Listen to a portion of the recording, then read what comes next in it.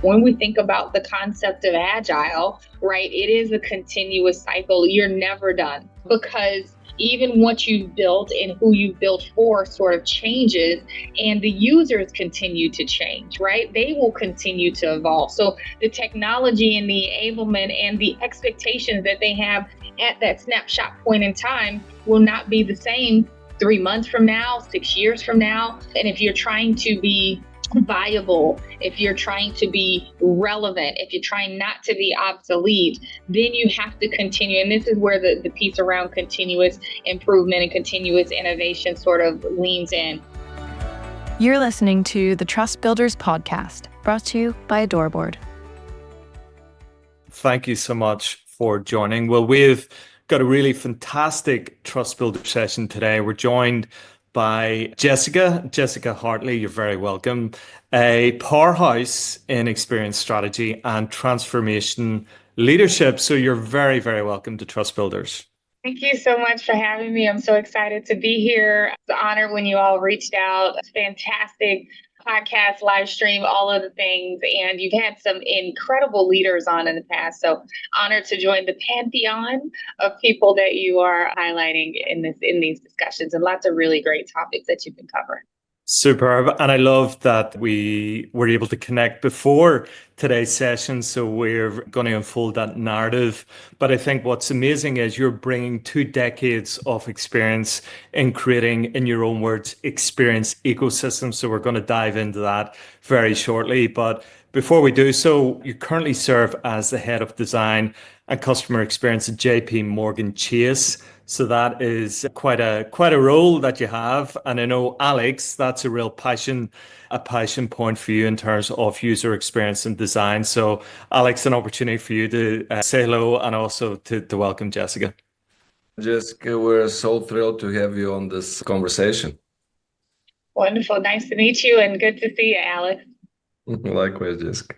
Superb. So really just to spotlight Jessica, she is currently the managing director focusing on employee experience and also customer experience, this whole idea of digital transformation. So I think you've got a really unique idea, having worked in customer experience, bringing that into almost like an internal customer experience as it relates to employees. And you have such a really rich career that we're going to talk about as well. But really, just to welcome you, Jessica, a leader who has truly redefined how we think about experience, innovation, and inclusive leadership. So there we go. So maybe just ease our way into the discussion. So I think the key threads that we want to press on are this idea of building community, uplifting unrepresented voices from a customer perspective, from an employee perspective, and obviously trust being at the core of that. Maybe take us to the very start, transition from journalism to digital strategy to leadership to working in major institutions like Accenture, the powerhouse of the Big Four, and now in Chase. Tell us about that journey, Jessica. Oh my goodness, such a long journey. How much time do we have, my friend? Now, I know. I will keep it short and sweet, and I know I gave you sort of the full breadth in our preview session, but so happy to be here. So I am based out of Atlanta, Georgia. So Georgia is home for me here in the States, and based out of Atlanta currently now for the last several years.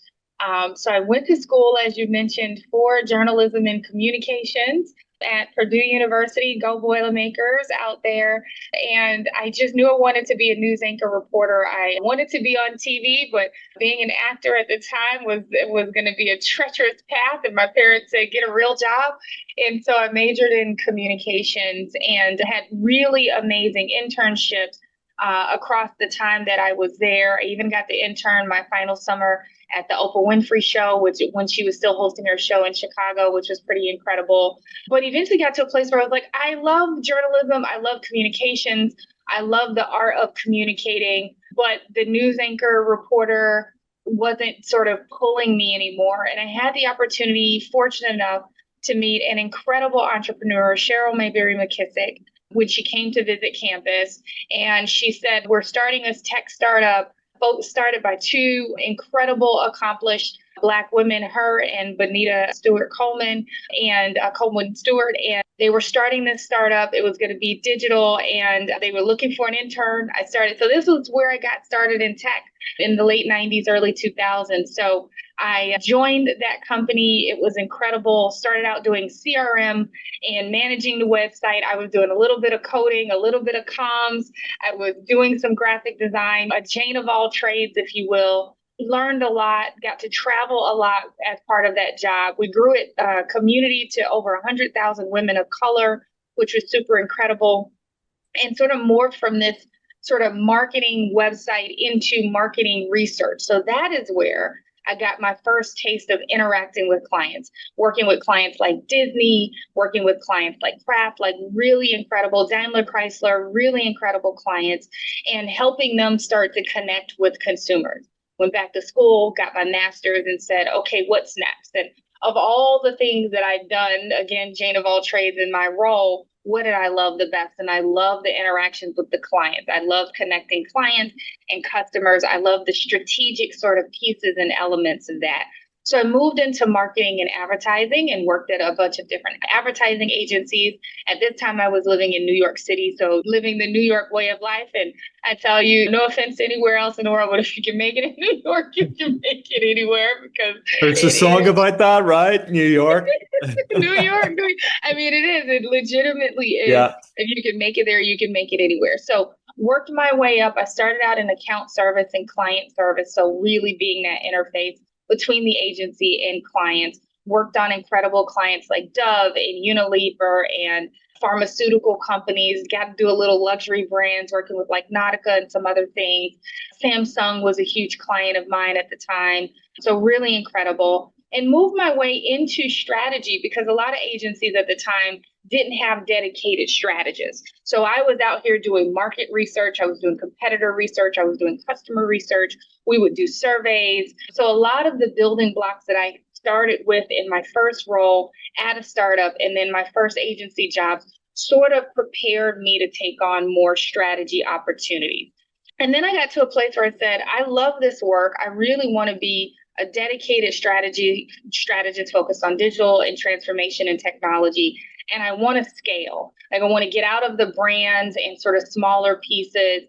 And I'm sorry, I don't care if your banner is live or not, if it's not clicking through or New York Times. Like I want to get into enterprise level transformation. And so that's where I went to Accenture. Incredible experience. I tell anybody, if you can have a chance to work in consulting, it literally rewires how your brain works, how you problem solve, because you drop into a client. You don't know the client, you don't know the industry, you don't know the customers.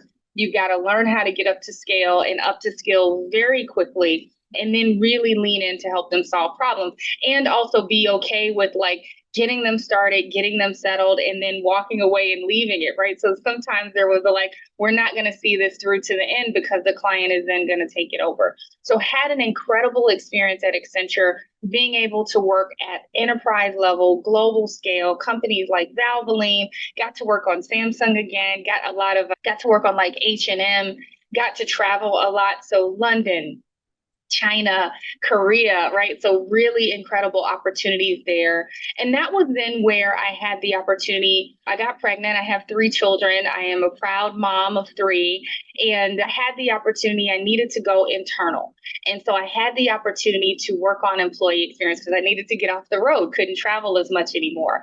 And incredible opportunity that was set up for me by one of the best people I've had to work with and interface with in HR at Accenture. She's since retired now. Bless her. I'm glad she's taken a good rest.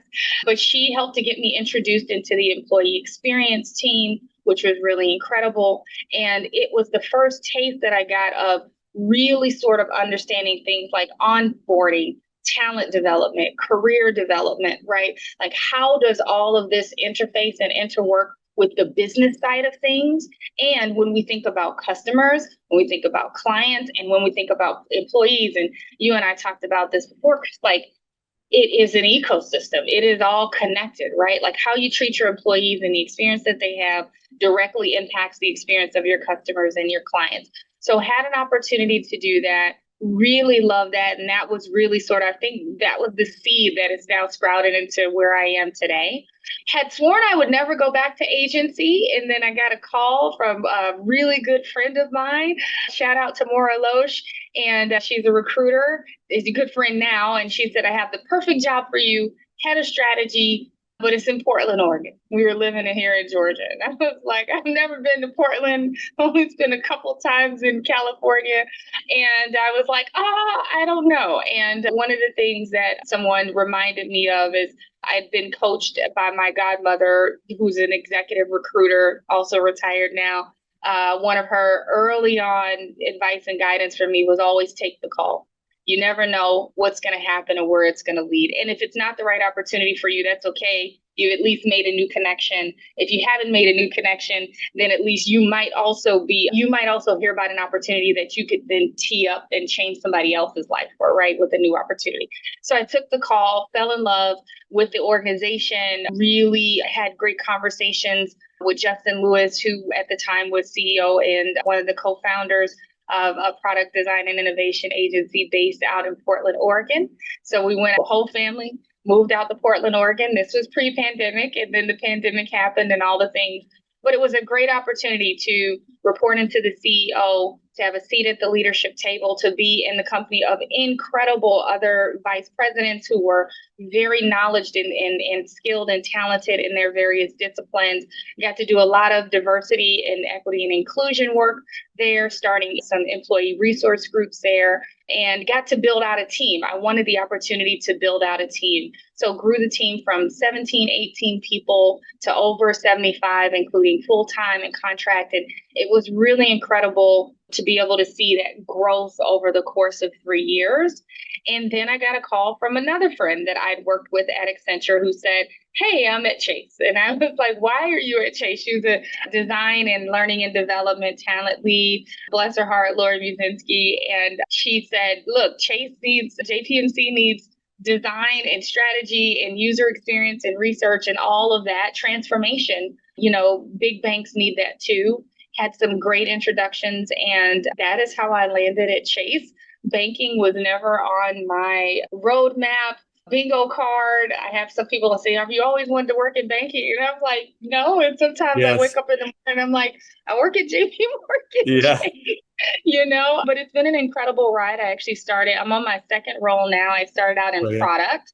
So I have a product background. So I started out in product management, running a small team, and then moved into this role I'm in now, which is design and customer experience, which is almost surreal because a lot of the elements of what I did in my previous job at Instrument, running a strategy team, having UX and UI and service designers, content writers and taxonomists, and then also managing research teams, everything from upfront stakeholder to user research. So all of that coming together is what I do today. I sit across a couple of portfolios and very focused on our developer community, which is very different from our finance and business management and controllers and CFOs. So it's a world of difference, but lots of sort of synergies that come together. And I have an incredible team that are working hard every day to build, partner with our developers, our product designers, products, and also data, as well as our business partners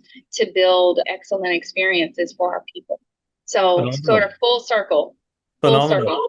And I think we could sum that up, that you've had this wonderful, rich tapestry of career development through 4 phone calls. I counted 4 phone calls. You've got a great, fantastic network, right? Take the call. Amazing. Take the call. Take the call. Yeah. So take the call. What's quite interesting, and maybe where I want to get to, is this idea of going from analog to digital, right? Because you've, I think, some of the unique insights that you can maybe bring to the conversation is you've sat at a strategic level for these big brands. You talked about all the various different brands that you've advised from a strategic level. So it might be just interesting to think about, how do you set yourself up for thinking about designing and building trust with customers, and how you think about that in terms of what you've observed, and if you think there's a difference between building trust from a digital perspective, which is very different from traditional CX as most of us would experience? Yeah, wow. That's a very big question. No, that's great. I mean, it is to that point, I think it is fascinating. And you say analog, and I'm like, oh, I but yeah, know, when you say 2 decades, no, I it is. know. And I laugh because I think a really just sort of important sort of dichotomy of I've worked on, had the fortunate opportunity to work on Samsung as a brand twice in my career at two different companies, right? When I worked on Samsung at Digitas, that was this is the world of MP3 players. And you youngins out there might not remember these things, but MP3 players, right? Little things with earbuds. Yeah. And we were working on global branding marketing toolkits where we would build a toolkit. We had to build it in a way that would allow for Russian or German or Chinese, right? So we were building these toolkits for MP3 players. That was in early to mid 2000s or mid 2000s. And then, 7, 8 years later, I am having the opportunity to fly to Seoul, Korea, and they're outside of Seoul, but like fly to Korea to go meet. And we are talking about digital transformation and digital enablement, right? Like leaps and bounds, personalization, customization, right? So even the types of work and the way in which we engage and the things that we were talking about were vastly different, even when engaging with a client with a span of 7 or 8 years difference. It's been interesting to just sort of see. I think it's really been the evolution and the savvy of our customers and just savvy of how we operate today. I mean, just look at the proliferation and everybody's talking Gen AI and all that. But just look at how much smarter, better, faster we are now. And I remember in my early days at Accenture, we used to talk about liquid expectations, right? Because it was around the Amazonification of everything. Everybody, we were the Googleification, and then it was the Amazonification, right? And the Facebookification. But it was like all of these technologies and tools that we use in our personal lives, we've now come to expect when it comes to how we interface with brands and with companies, but also we have these expectations at work. I want to be able to use my phone to log on to my computer versus typing in a 30-digit password, right? Like, how can you make it easier for me to interface it and do work? So when I think about the analog to digital, I think a lot of that has come from the secular sector and from like the things that happen outside of work that have changed the way customers, clients, and employees think about companies, think about the interactions, and think about, whether I'm going to invest my time, talent, and money in something, or if it's too hard, am I going to go to a competitor and go and do something different? And so I think that has really sort of changed how we approach everything. It's changed how, when I was back in my client days, of how we approach clients, you couldn't just, again, the evolution of how we would pitch work, what we would think about, right? Moving from branding and traditional marketing and whether or not we have native mobile applications to what does your entire digital ecosystem look like? How does that omni-channel all connect?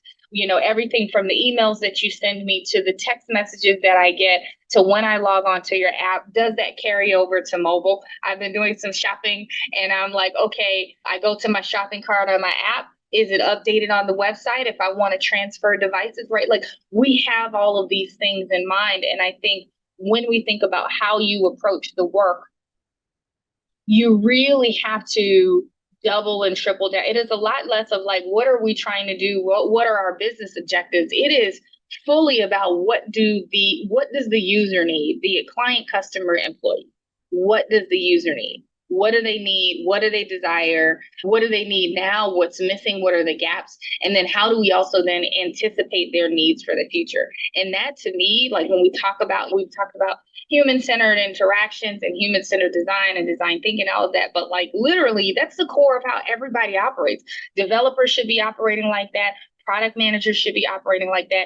Data scientists should be operating like that. It is not about what you think of what you've experienced. It is about who are you serving? And I think that in service to capacity, in service to mindset, is what we're trying to sort of shift and change. Because again, I've been a strategist for forever. I've done market research. I've done all these things, but I do not presume that my colleagues or a customer is having the same experience as me. So Yes. how do we go and get in front of them and sit them down and really sort of understand what they need, right? So, and I think that has been the biggest thing that has like changed for me. Like when I go into meetings, when I go into conversations, when I'm coaching my executive directors as they're leading initiatives, I am like, what does the user want? What do they need?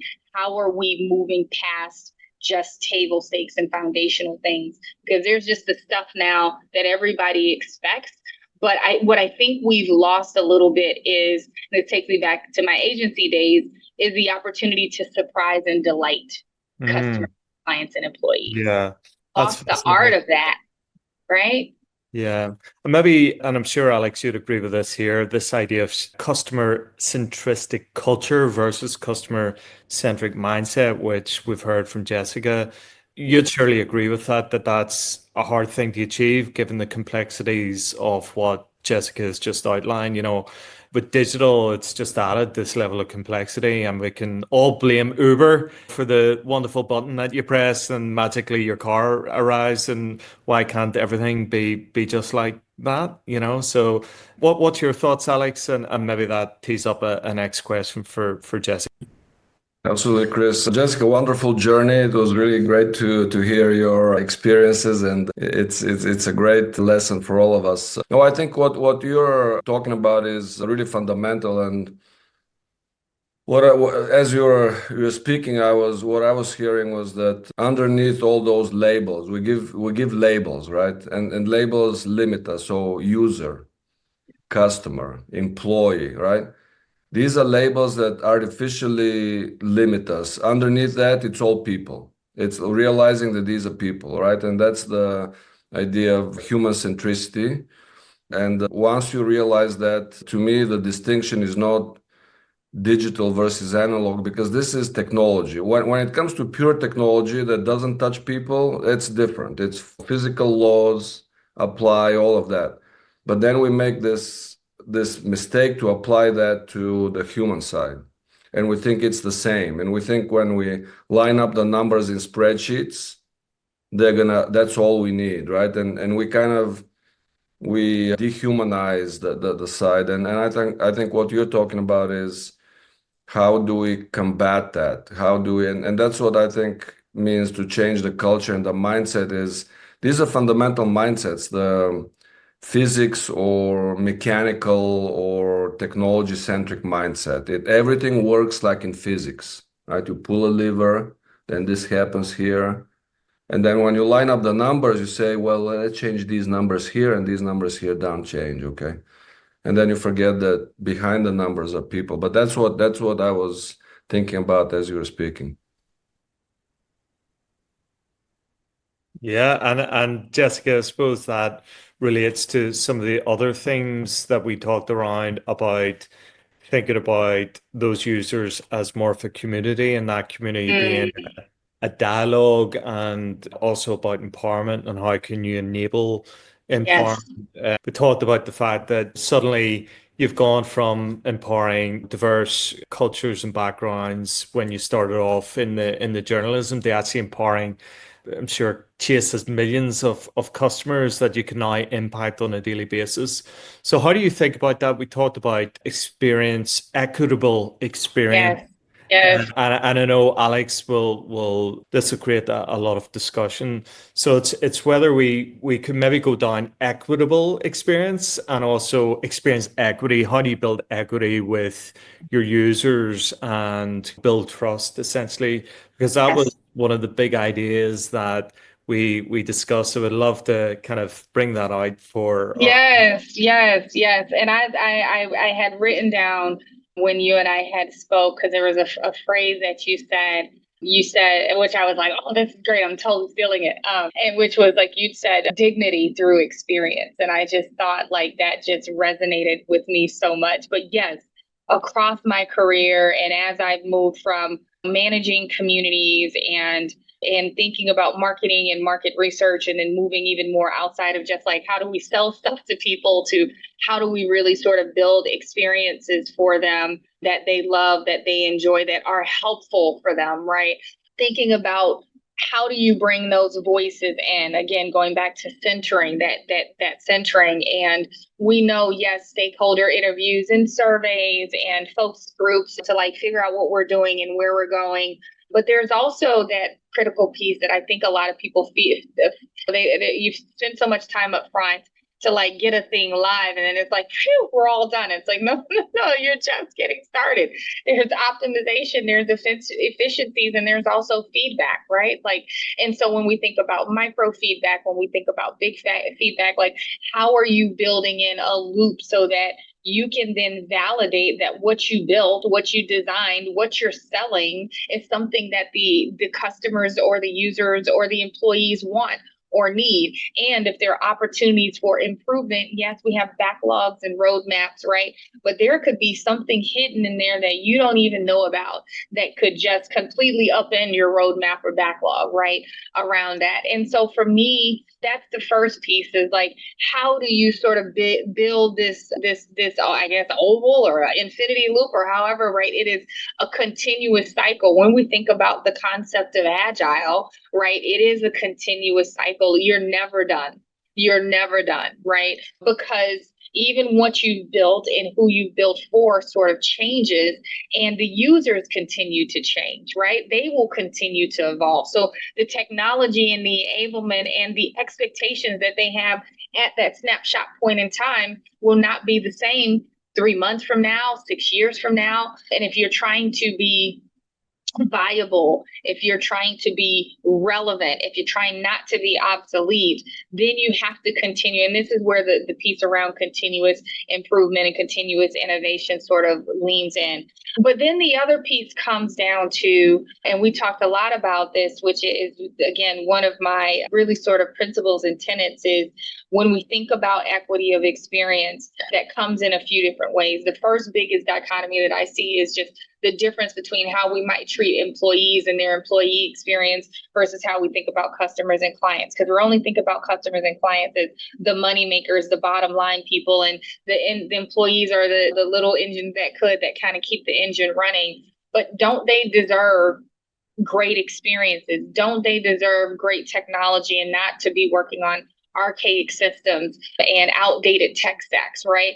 Don't they deserve to come to work and experience a lot of the same seamless experiences and delight and surprise that they get in their personal life when they're navigating with other brands that see them as customers, right? And we have seen that when we think about attrition, when we think about attracting talent pay attention to how it is to actually work there, right? And so I know there's the mantra of some people leave an organization because of their manager. I have lots of thoughts around that, but also like the entire experience contributes to that, right? If I feel like I can raise a challenge or raise a ticket if I have an issue very easily, or am I navigating archaic tools, outdated systems, lots of red tape, lots of bureaucracy. Like, if it is hard for me to function every day to do my job, first of all, that does not make me a good employee because it makes for a challenging environment. But also, it directly connects to how I'm connecting to my customers, right? Like, do I have to jump through hoops to try to really kind of make a good experience for our customers and our clients? So that's the first thing, is like, how do you think about that? And then the second piece is, as you think about your customer set or your client set, and yes, there are lower level tiers and then there are upper level tiers, people who spend more money, people who spend less money. Are you telling me the people who spend less money don't deserve to have a good experience as well, right? Yes, there could be always perks and things for the upper level, but I have found in working with previous clients and previous companies, like, there is a huge gap in a delta in what we might give people that we might consider lower cost customers or lower tier customers versus upper tier customers. And for me, when we think about brand loyalty, right, when we think about customers for life, offering some of those benefits and a lot of those experiences that you give to the upper tier to the lower tier will help to reinforce, because it's like you don't just care about, you're not just putting me in a lower bucket, right? And so that for me is something that I've been a big champion of, especially in the last few years, of when we think about equity of experience.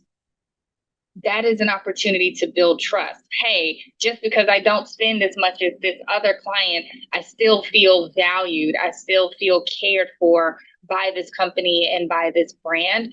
And so I think listening to customers, letting customers know that, and employees, letting them know that you're listening, showing them when you've listened and actually implemented things, and then also being very mindful about bringing experience together and bringing those communities together. I think all of those things kind of create this sort of circle of trust. And I think, again, that applies to employees just as much as it would apply to customers and clients. Superb. So much to unpack there, Alex. What I was hearing was that if you're looking to deliver world-class customer experience, you have to think about the people actually delivering that, which are the employees. And I'd love your thoughts just on that idea of segmentation and how do you treat both employees and customers in a way that delivers a more combined experience, and then that idea of equitable experience, how does that line up against customer centricity from your perspective, Alex? Yeah, no, great questions. I mean, I couldn't agree more about this, the approach where employees even come first before customers. And that idea may sound counterintuitive, but I experienced it under Tony Hsieh. I mean, you can pick some remarkable companies that have succeeded, like Zappos in the early days, and this was based precisely on that idea. And Tony based it on the very counterintuitive idea of customer service is where we invest. He invested more in customer service than in technology. Okay, that's what made Zappos. And the customer service agents that were actually, the team was called customer loyalty team because they contributed to customer loyalty. They had actually the best. They were on the 10th floor of the Zappos building, the 10th floor, usually reserved in traditional businesses for the executive floor, right? The customer service agents were on the 10th floor and they had the best view. They were treated better than anybody else, right? And to me, that's an example. It's how you invest. That's what created the culture. It's not just lip service. So another idea is Danny Meyer, who's a great champion of the idea of hospitality and this New York restaurateur. He's talking about employees should come first because they are the ones that actually create the products and services, and that result in experiences. So I have no doubt. And for different companies and different businesses, it's different. Some companies win through operational excellence or product superiority, and that's the Peter Feder approach. But no, this is a great idea, and I think the more we talk about it and highlight those examples, the better. But I couldn't agree more with your approach, Jessica. Super. And I think just to summarize that, the visual representation of this infinity loop where they're self-reinforcing and there's benefits being flown each way in terms of great employee experience delivers great customer experience as well. How has that been translated into a traditional bank setting? How do you persuade and champion that? And how can that then link back to bottom line impact? So how do you translate that and champion that idea that gets senior executives excited? Yes, I love the infinity loop, and we've talked about it before, because one of the things everybody talks about innovation, but I think a lot of people are like quantum computing and like sending people to space, and I'm like, no, like innovation, there's big I and small I, right? Just like there's big D and little d when it comes to design. But I think for me, what I like about the continuation and the infinity loop is that ideas can inspire other ideas. You already have within the ecosystem of your company really incredible ideas. So there are wonderful things that we have done and that I've seen other clients do for their customers already, as we think about mobile applications and how they can access, and as we think about different ways to like authenticate, and as we think about even things like, I think a lot of people forget that like even internally as a company, you are marketing to your employees. You're selling to them every day that you want them to stay at your company, right? We're always promoting, whether it's your employee opinion survey, or hey, you need to sign up for benefits, or we have this wonderful education program where you can get free certificates, and because we care about your professional development, right? Like there's always a marketing angle. And yes, people are happy to get a paycheck. I'm always telling people like, yes, I'm happy to get a paycheck, to have a roof over my head and some good wine in my house, right? But like you still need me, right? Like you still need me, and there's still an element of marketing. But I think for me is like what people fail to realize, and I think this comes from just like highly matrix environments and sort of siloed environments, which is there's already lots of great ideas and lots of good things internally, things that we're doing for customers that we could then take and literally sort of transport over and flip it and use it for employees, and vice versa. There might be some interesting and cool and new things that we're doing for our employees that we can then translate and sort of port over to our customers. And the more tightly that you see those two communities as more alike and connected than separate, because a lot of our employees are also customers. In a lot of places, a lot of your employees are also customers. Who would have thought? That's such a radical idea, right? No, and so they have ideas, they have perspectives, they actually have and they also know how the sausage is made, as we like to say, right? So they know how to bring it all together. Yeah. And when I think about financial services, I think there's just so much more opportunity overall, be it, again, sort of the fintech companies or companies like Apple or Amazon that have moved into some of the financial spaces, to the big banks like JPMorgan and Wells Fargo and Citibank, right? Like there's a lot of opportunity to continue to center users and say, what do you need? How do you need it? The level of personalization and customization that I think we have now is leaps and bounds from where we need to get in terms of how people want to customize and access their money, spend their money, track their money, use their money, right? Like here in the States, we just had tax day for those that actually file their taxes on the tax day and did not file an extension, right? Like my bank account doesn't connect to the IRS and taxes right now, right? Like, so you got to do all of this, right? So I'm like, hello, there is so much opportunity for in connectivity and just ways in which we can help people maximize their dollars, spend their money more wisely, save for important things. I love some of the things that we have going on now where it's like helping you plan and helping you save. Just this concept that has blossomed across the industry in the last, I'd say 5 to 7 years, which is like pay in 4 or pay over time. 10 years ago, that was layaway at Walmart or and now you can pay over time with just a click of a button.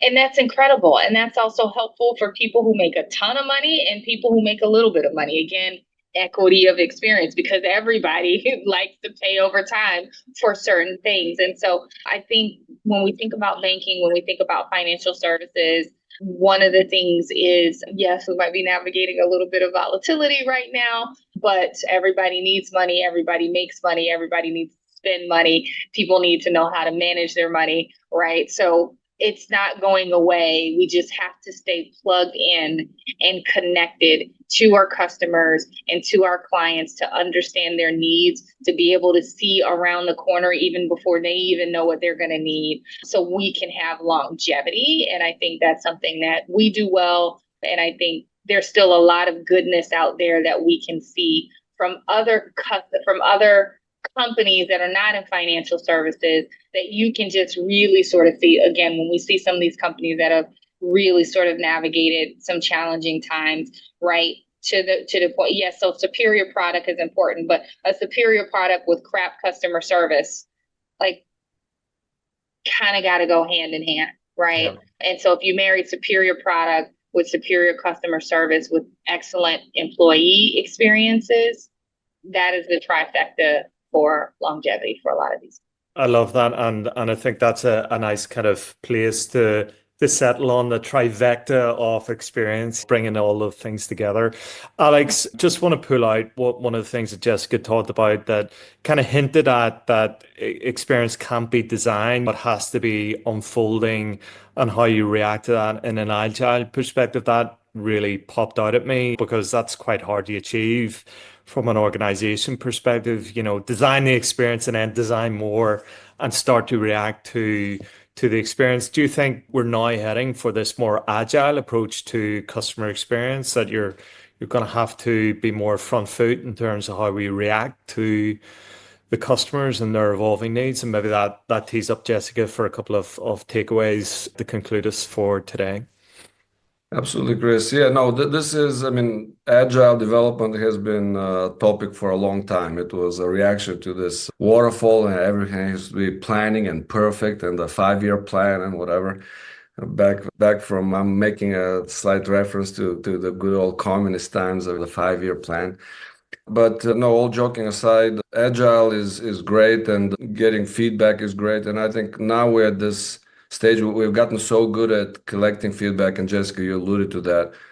We're so great at collecting feedback now. Let's start acting on it more and closing the loop. And I think now we're at the age of maybe sometimes when you ask too much feedback and then you don't act on it, it backfires. So just to balance that, how do you solicit feedback, but then how do you act on it, and how do you thank your customers, your users, your employees for that feedback, and then letting them know what resulted, because that is the ultimate. A lot of people, that's the reward for them. It's not monetary reward. It's this, I made a difference. I think that makes a lot of sense. And at the end of the day, feedback, whether from customers, from clients, from employees, is data, right? And we didn't actually talk a lot about the word big D, data, right? But it is everywhere. We have a proliferation of data. We're collecting data everywhere. And for me, I know everybody talks about it, but like that's the key to but you've got to have a framework for how you're going to leverage and use that data, right? Like, how do we bring that all together? Because you're going to have a lot of data. It's going to spit you back a lot of things. But what are the most important things for you to pay attention to then get the insights to then make data-driven decisions, right, to move forward? And so feedback, whether from customers, clients, and employees, is absolutely one important data set, right? But we're also looking at things like usage and metrics and engagement, right? And whether people can access something, how much is something up or something down, or, even when we think about things like cybersecurity, right? Like customers. And that's the thing, like I think we have to remember, I think we have to get to a place where our customers are smart. They might be dumb in some areas, but like they're smart. They are smart. They are smart. They are discerning, and they are a lot less loyal than they used to be. It's not about, oh, I'm going to use the same toothpaste that my mom used, that my grandma used, that my great grandma used, right? Like now I care about, are you eco-friendly? Now I care about, are you, what chemicals are you putting in my things? Right now I care about whether or not you have diversity, equity, and inclusion policies, and whether I'm going to go and shop in your store or not, right? Have you had a data breach or something issues? I'm canceling my subscription, right? So our customers are very smart, and a lot more discerning, and they have a lot more choices. And so I think leveraging the data feedback that they're going to give you directly, coupled with all of these other pieces and components, are going to be really critical to say, what are the insights? What decisions do we need to make to move forward, be it to improve the product experience or the customer experience or the employee experience, right? And so I know everybody's talking about data lakes and data bricks and data mining and all this sort of stuff. I love that. That's why I have partners that are a lot more smarter in it than I am. Yeah. But once we've got the data, like come to mama, like let's go, yeah. Right? Like how to.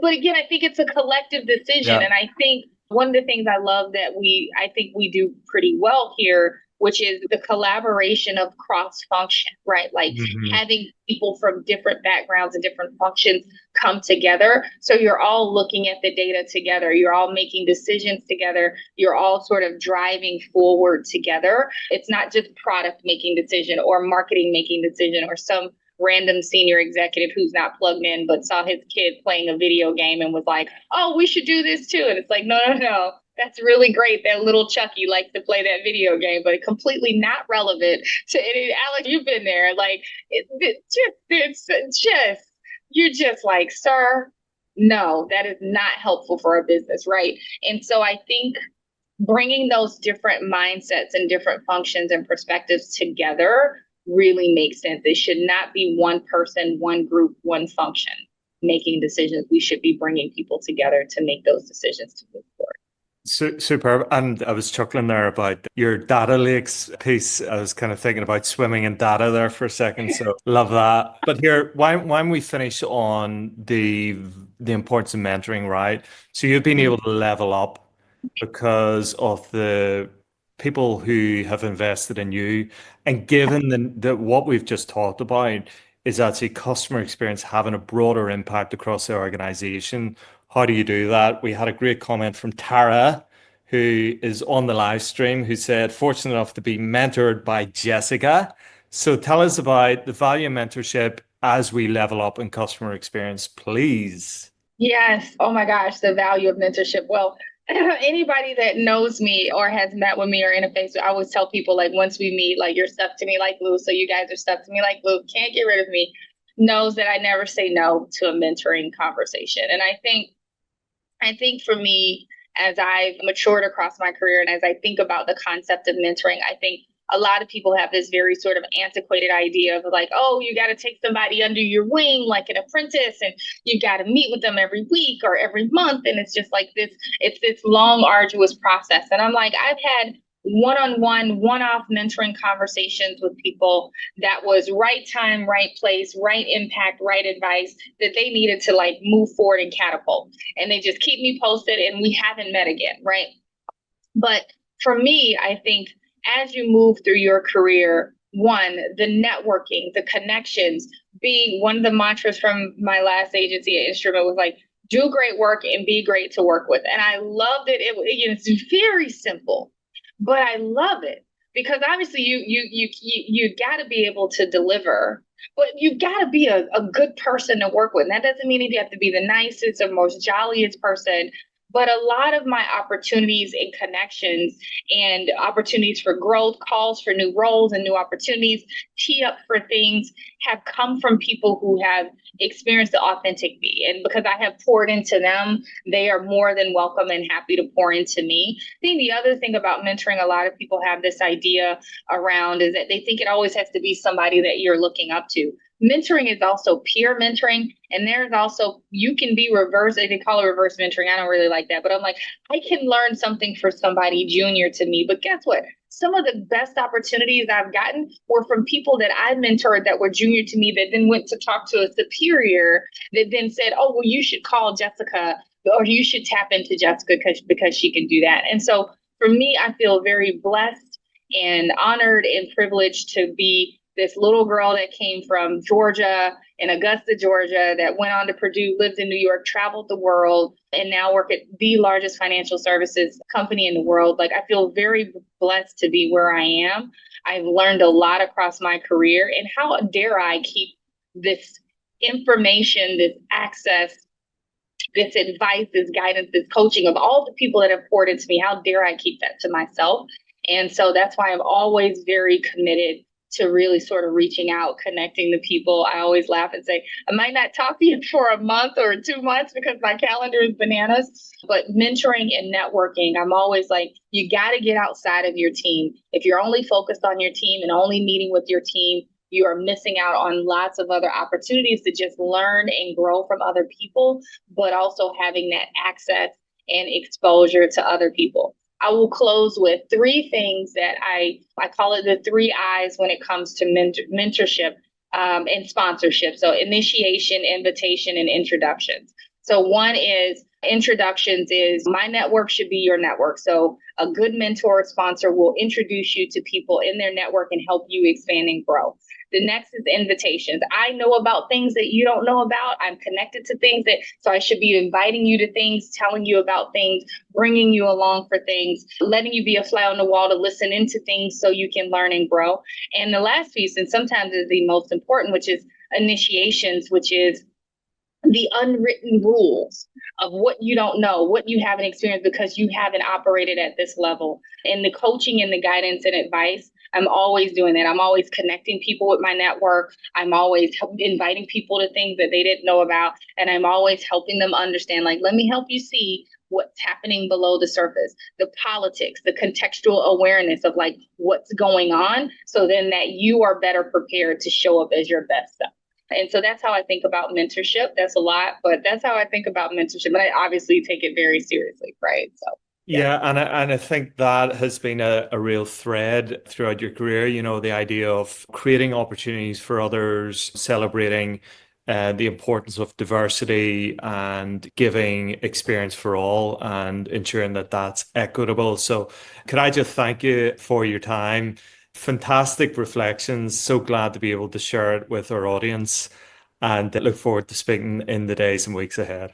yes, thank you so much. This was a great conversation. You and to Alex, so great. I'm just thankful to be here and share some knowledge. Always just juicy stuff. Got me going. It's always good. And I just keep doing great work. You've had, like I said at the beginning, had some really great topics and important topics, I think, for people. And so just thank you for the opportunity. Superb. Alex, final thought, just to wrap it up. I just want to thank you, Jessica. I mean, these are wonderful insights and great wisdom. Thank you for sharing this with us and the audience. All right. Excellent. Thank you. There we go. Thanks again. That concludes our Trust Builders. And Jessica, thanks again. Take care now. Bye-bye. Thank you. You've been listening to the Trust Builders podcast, brought to you by Adoreboard.